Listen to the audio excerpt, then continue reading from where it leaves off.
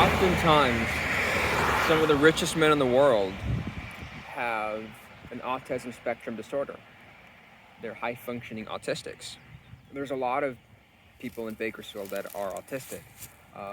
My good friend is autistic, and he is the wealthiest person I know, and he lives in Bakersfield. He's the wealthiest person I know personally. He owns a lot of stock, he owns real estate, he owns cryptocurrencies. And I was diagnosed with autism, and I'm really good with money when I want to be. Um, at one point, I was making up to like $4,000 a day, but not anymore. I stopped. Um, I'm no longer day trading. I was a day trader, and I lost quite a bit at one point. And basically, I stopped day trading.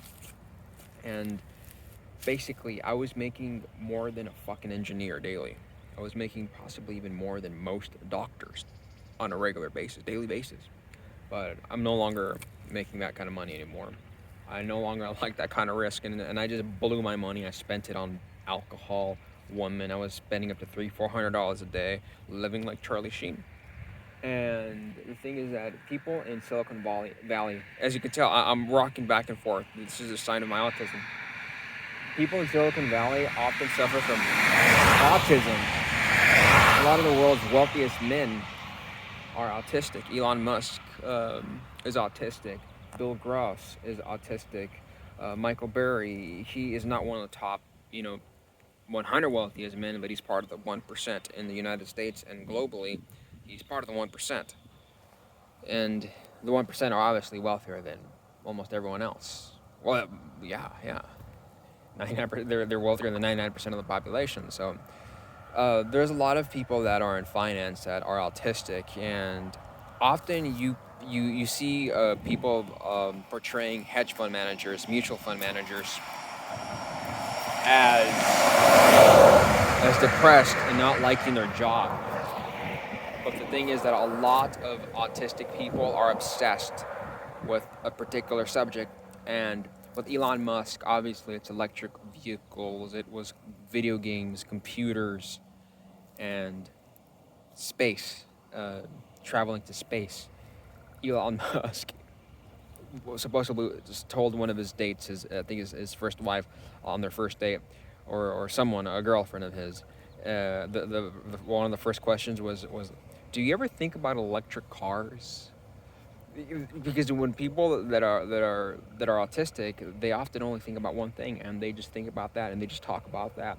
Like me growing up, I mostly just talked about rock genres, and I was obsessed with industrial rock. I was obsessed with progressive post rock. I was in love with many rock genres, and even if I wasn't in love with that genre, I was in love with uh, the knowledge of that genre. Like I knew quite a handful of black metal and death metal bands, and I would read about everything about that band. Even though I didn't like the music, I would just read pretty much everything there was that I could read. I would read up to 12 hours a day as a teenager.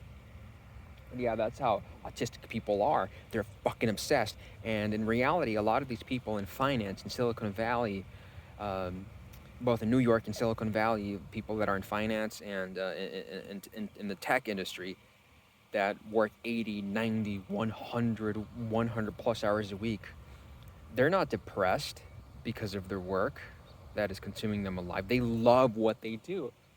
Like Bill Ackman is someone that I believe might be autistic. He's the head of Pershing Square Capital. It's a hedge fund, and he has annual returns that have beat the S&P 500 since the inception of the fund. He is a graduate of Harvard University, and when I hear him speak, it's like I'm seeing myself speak, except he speaks with way fewer grammatical mistakes. Uh, Elon Musk, I mean, I've said for years and years and years and years that I think he's autistic. The way I see him, like with his body language and the amount of grammatical mistakes that come out of his mouth, even though he's a genius, is like me. It's like I'm watching myself. And Elon Musk, sure, he said something along the lines like starting a company is like chewing glass and staring into the abyss.